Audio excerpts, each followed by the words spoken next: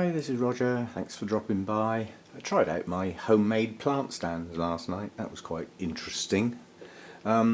These are just metal spikes with a loop on the top. They're designed to support plants in the garden, basically, but by sticking them in a black pot with some concrete in the bottom. First of all, I get the stability of the weight, and also I get something that can go straight into a showing environment because it's a black pot, so it all works. And I mean, they're easily adjustable for height. God, that's heavy. You just stand them on another black pot, and so various heights. Anyway, they work okay. There is a downside. That is actually too heavy to lift with one hand. We overdid the concrete a bit, I think. Anyway, what I wanted to show you was, I'm sure you're interested, or not, as the case may be. These two, only these two, I didn't take the Tolumnia in the end, went in, Nestor and hercoglossum. One of them got that. Which one do you think? Which one do you think, as a plant, is heading towards as good as it gets?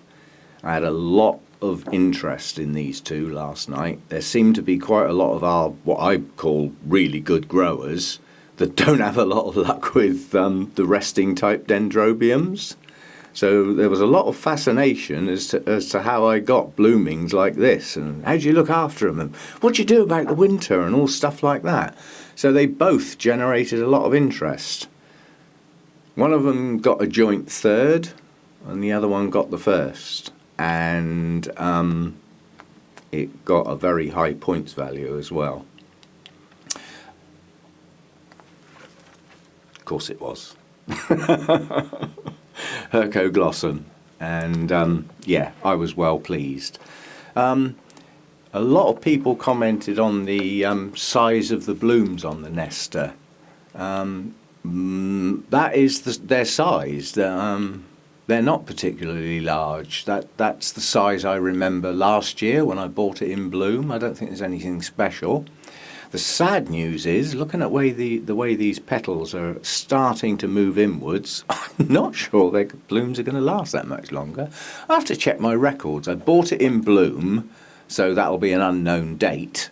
But I know the date of the show where I bought it. So, I can go from that date to the date the blooms ended and see how long that was. And obviously this time they should last at least that long. But yeah, this one got talked about in the table's appraisal at the end, on the grounds that the guy who did the appraisal really likes to see mass bloomings, but with more buds to come. He thinks that the partly open buds and the unopened buds actually add to the presence of the plant, rather than having every single bloom actually open at the same time. So he liked that one a lot. But he grows terrestrials. He grows a lot of our native orchids. I was surprised he was even that interested in a dendrobium. His expression is, I like stuff that grows in the dirt, none of this tree-dwelling nonsense. But he grows some marvellous plants. He actually had an early purple orchid there in bloom. You can probably see it on the meeting video I posted earlier. Anyway, this is just a short video. I'm pleased with that. It was worth the effort of taking it in, which was a bit of an effort. Those flipping plant stands are heavy. And one of them did fall over in the car, but we live with those things. No plants were damaged. And there were some very good plants at that meeting. Excellent. Okay, just a short video to sort of let you know how these two got on. I've got another Orchid Society meeting in 2 weeks' time. This one definitely, if it's still in bloom. I mean, even if it loses a few blooms, it's got more buds coming. So the amount of blooms is probably going to be similar. So that one will probably go in. I'll see what else I've got. Yeah, well pleased with last night. Buoyant meeting, loads of people turned up.